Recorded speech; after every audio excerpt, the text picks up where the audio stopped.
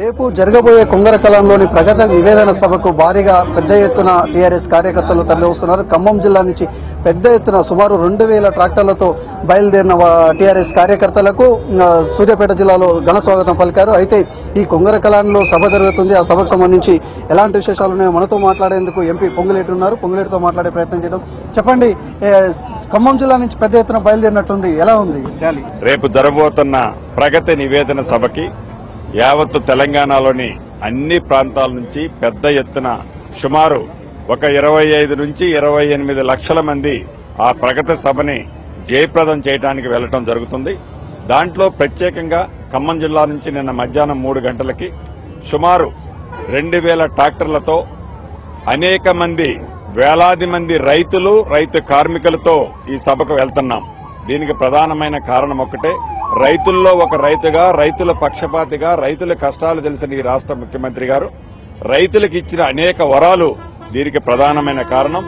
రాబోయే రోజుల్లో ఎన్నికలు 2018లో వచ్చినా 19లో వచ్చినా కేసీఆర్ గారికి మేము అండదండలుగా ఉంటామని రైతులు చెప్పే దాంట్లో ఇది నిదర్శనంగా తీసుకోవాలని ప్రతిపక్ష పార్టీ మిత్రులకి ఈ వేదిక మీద నుంచి తెలియజేస్తున్నాను. ర్యాలీ పెద్ద ఎత్తున వస్తుంది, కానీ ప్రతిపక్షాలు మాత్రము ఇవంతా కూడా ప్రగతి నివేదిక సభ కాదు, ఇది ప్రజల ఆవేదన సభ అని చెప్పేసి ఆరోపిస్తున్నారు. దీనికి మీరేమంటారు? ప్రతిపక్షాలు విమర్శించవచ్చు, విమర్శించకపోతే అవి ప్రతిపక్షాలే కాదు. కానీ విమర్శల్లో అర్ధాంతరం ఉండాలి, అర్థం ఉండాలి.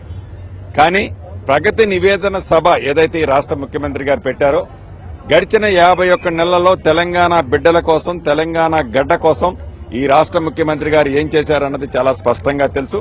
ఇది ప్రగతి నివేదన సభ, ప్రగతి నివేదన సభ కాదనేది కూడా గమనించాలని తెలుపుకుంటున్నారు. ప్రతిపక్షాల విమర్శలు అన్నిటికీ సమాధానం చెప్పలేము, ప్రజలే దానికి తీర్పు చెప్తారు.